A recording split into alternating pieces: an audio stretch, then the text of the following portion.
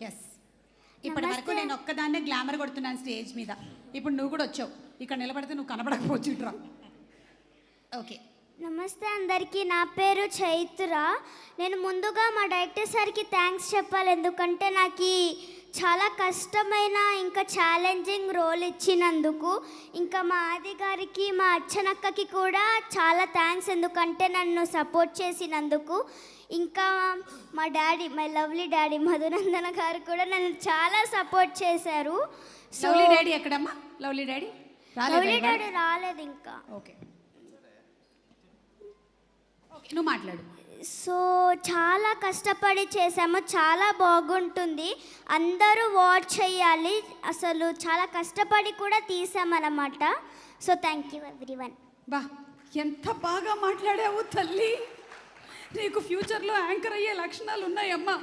అప్పుడు కూడా నేను